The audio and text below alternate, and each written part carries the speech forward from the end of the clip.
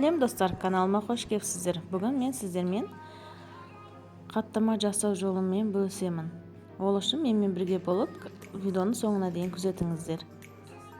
Бізге 300 грамм сүт, 300 грамм су, бір жұмыртқа и керегінше тұз саламыз да, жақсылап араластырып алып, үстіне иленген ұнымызды салып, орташа жұмсақтықта қамыр илейміз. Қамырды тындыруға алып қойып, сары майымызды ертіп аламыз. Менде бір ыдыста тоңмай қалып қойған алдыңғы істеткенімнен сол тоңмайды да қосып жібердім. Сары маймен тоңмайды араластырып ерттім. Енді қамырымызды алып, бөлшектерге бөліп, зуала етіп дайындап аламыз. Жаюға ыңғайлы болып тұру үшін зуала қып қоямыз. Қамырымызды 10 минут көлемінде тындырып қоямыз. Ол арада мен көк пияздарымызды жуып, жақсылап турап, ыдысымызға салып, тұздарын салып реттеп алдым.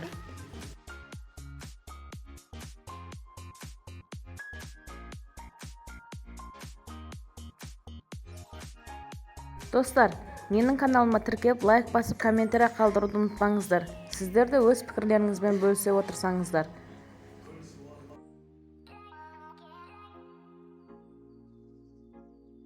Қамырды әдемілеп жұқалап жайып аламыз.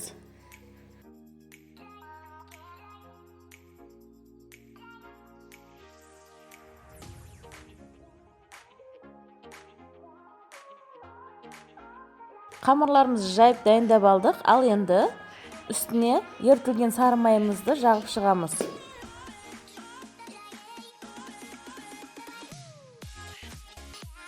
Ал енді ертілген сары майымызды жақсылап жағып болғаннан соң, алдын ала турап алған көк пиязымызды жарты бөлігіне, қамырымыздың жарты бөлігіне салдым мен.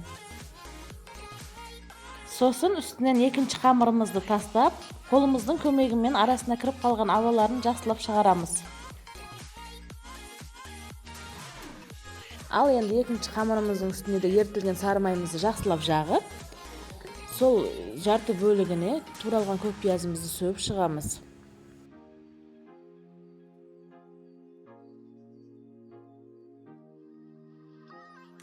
Қаттаманың сыры осы кесілуінде болады. Қанша жіңішке етіп кессеңіздер, сонша қатпарлары көп болып шығады.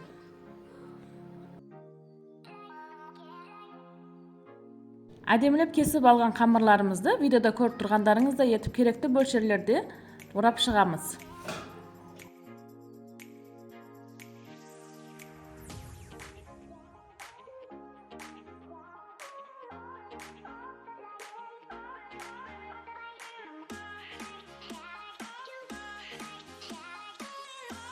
Орап дайындап алған қаттамаларды жарты сағат көлемінде холодильникке салып аламыз. Жарты сағаттан соң алып, әдемілеп жаюды бастаймыз.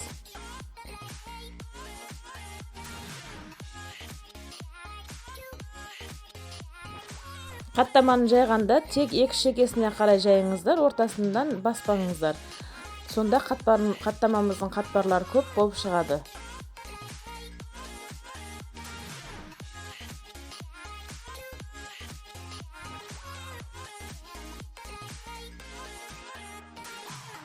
Қаттамаларымызды жайып болдық. Ал енді табамызға азғантай сұйық май қойып, астына орташа отқа қоямыз. Сонда қатты қызарып кетпейді. Қолымыздың көмегімен осылай айландырып тұрып пісіріп аламыз.